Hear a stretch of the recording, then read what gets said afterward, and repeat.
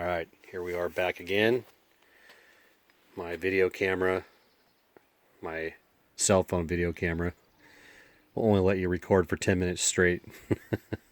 I don't know why. It's probably a setting in there somewhere.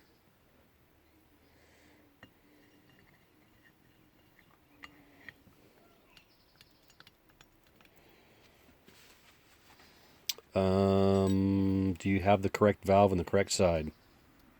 No. I didn't think so. How did I know? Tell him, Jason. I told you. Because you're the one that told me, I don't know, some time ago that the one that has the groove always goes in the right side. Since then, I've always remembered for some reason. And there we go. What I'm talking about is this little groove right there. Note that one does not have one. So that'd be fun trying to line those up and get everything working correctly when they're in the wrong side. It just would not work. You see It that? happens to everybody. It does. And if you say it's never happened to you, you've never done it, or you haven't done enough of them. Oh yeah. Oh yeah, that's going to work. Oh, and it's smooth action too. All right. Now, gotta lift these up. Now, I have to admit, I do mine a little bit differently than Jason does. I get everything cleaned up like he does, and I just hand it to Jason and say, here, can you do this for me? That would be a lot easier.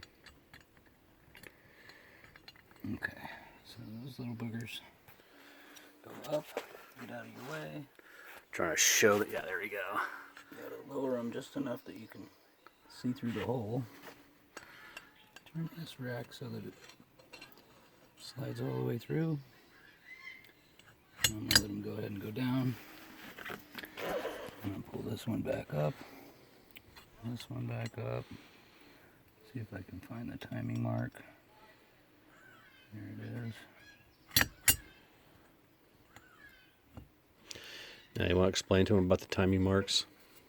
Okay, so there's a punch mark. See if I can get something to point at it with. There's a punch mark right there on the pinion shaft.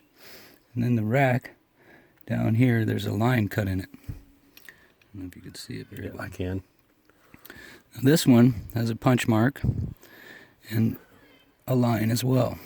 But notice this is not engaged in the shaft.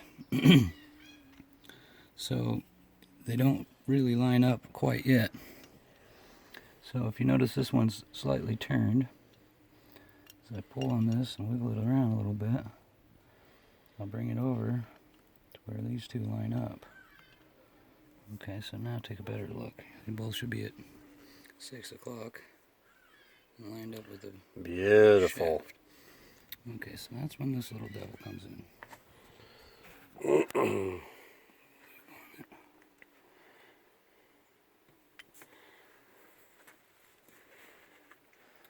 Okay, so once again, I'm going to make sure they're lined up. Then you just drop this right on in there. You should spline up with the shaft. Now, does it matter where it indexes at? Well, as long as your marks are lined up, it should index right there where the... So in other words, when I pull this out, I can turn it any direction I want and just drop it in there, correct? Yep. Yeah. As long as it doesn't turn your gear or your pinion shaft, should line up.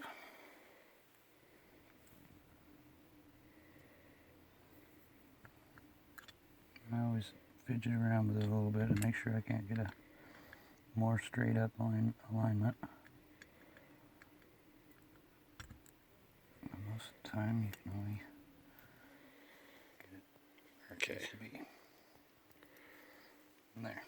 That's how they should look.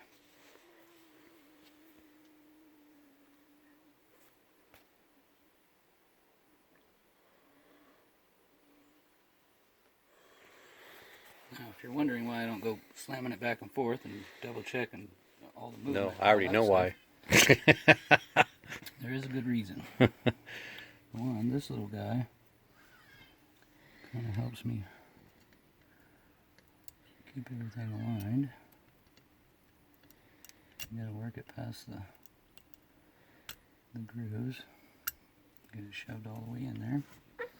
Double check it didn't change nothing.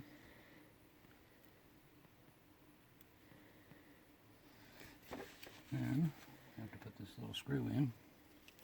Don't be afraid to speak up, Jason. Just because I can hear you doesn't mean they can. Some of you guys probably recognize these hands. They've been in probably 10,000 photos on KX500.com. Jason's a hand model, and he is available for hire. Hand modeling. Yep. And get another business card made up. And since they have no idea what you're going to do, I'm just going to show them you're tightening that up, which was that little screw there off to the left. Get that seal all nice and in there. And you notice that Jason greased that shaft before he put it in there. You don't want to run your metal against a seal without some sort of lubrication. You just don't want to do it. Prematurely wear out. It'll leak faster. There's a whole host of problems with that.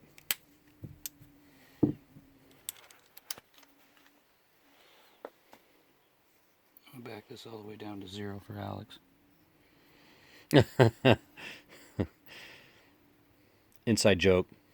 Alex knows what we're talking about.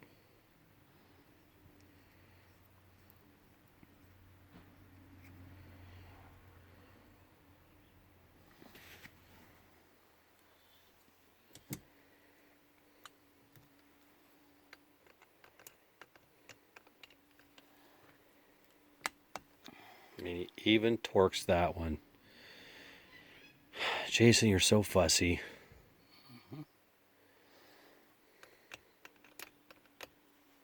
In the hole.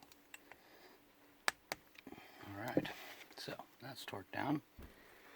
Once again, double checking marks. I don't think they can move, but just that way. So guy goes in there. And this one goes in there. That one goes in there. And you can't mess them up. Well, I guess you could. This baby. You could get the little half moon one there and the wrong one. Probably should have showed you that, but when this goes in, see that shaft is sticking out way over here? Yes. Okay, so if you put this in before you put or line up your marks, or if you line up your marks and then put this in, it will change them, and then they will no longer line up. And so don't let that freak you out. Do this first, and then put this in last. Sure is a pretty blue color you got there. Yeah. A little leftover Suzuki blue. But it matches his oil cap, so I went with it. I know, and I got him a green one for the side. two-piece. I didn't realize that's what he had. Blue and green is all good. That's okay.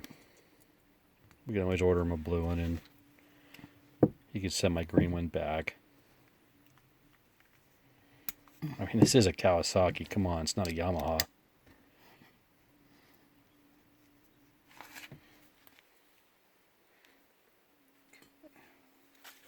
Take this one to 110.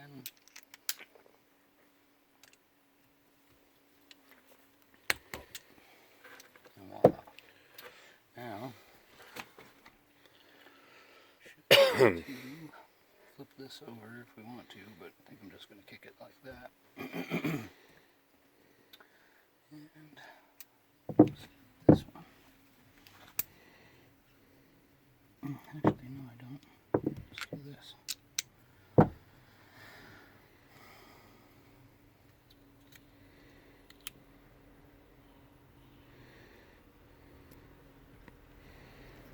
Now, for some of you guys that are looking at this thinking, hey, that's cool, I'll just do that on my bike, and then a KX GuRu built it. Well, once again, it's not what's on this side that counts. It's what's on the other side. And you've got to get one of Jason's builds in order to know what's on the other side.